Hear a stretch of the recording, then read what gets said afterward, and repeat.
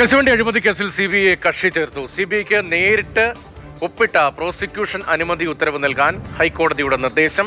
K Biju IAS-നെതിരെ കോടതിയലക്ഷ്യ നടപടി തുടരുന്നതിൽ തീരുമാനം പിന്നീടായിരിക്കും കൈക്കൊള്ളുക.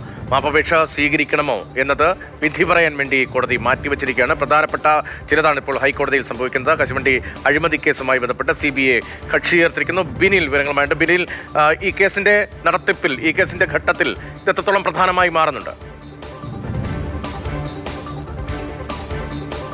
രതീഷ്, ഈ കേസിന്റെ നടത്തിപ്പിലെ ഒരു പ്രധാനപ്പെട്ട ഡെവലപ്മെന്റ് ഇന്ന് ഉണ്ടായിരിക്കുന്നത് CBI ഹൈക്കോടതിയെ അറിയിച്ചിരിക്കുന്ന ഇതിൽ തുടർ നടപടികളുമായി മുന്നോട്ട് പോകാൻ ഞങ്ങൾ തീരുമാനിച്ചിരിക്കുന്നു. അതായത് പ്രോസിക്യൂഷൻ അനുമതി സംസ്ഥാന സർക്കാർ നൽകിയ സാഹചര്യത്തിൽ കേസിലെ പ്രതികളെ അഴിമതി നിരോധന നിയമപ്രകാരം പ്രോസിക്യൂട്ട് ചെയ്യുന്നതിന് വേണ്ടിയിട്ടുള്ള നടപടികളിലേക്ക് CBI പോവുകയാണ്.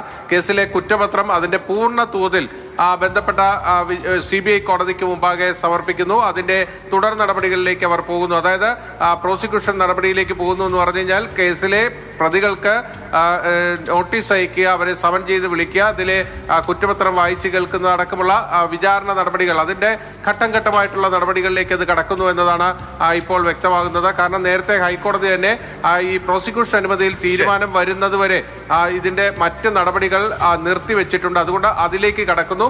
CBI ഇന്ന് കോടതിയിൽ ആവശ്യപ്പെട്ട അവർക്ക് നേരിട്ടൊപ്പിട്ട അനുമതി പത്രം വേണം, പ്രോസിക്യൂഷൻ അനുമതി പത്രം വേണം എന്ന ആവശ്യമാണ് അവർ മുന്നോട്ട് വെച്ചത്. സാധാരണ നിലയിൽ ബന്ധപ്പെട്ടാണ് ഇപ്പോൾ കോടതിയിൽ തുടർ നടപടികളുണ്ടാകുന്നത്. ബിനിലാണ് വിവരങ്ങൾ നൽകിയത്.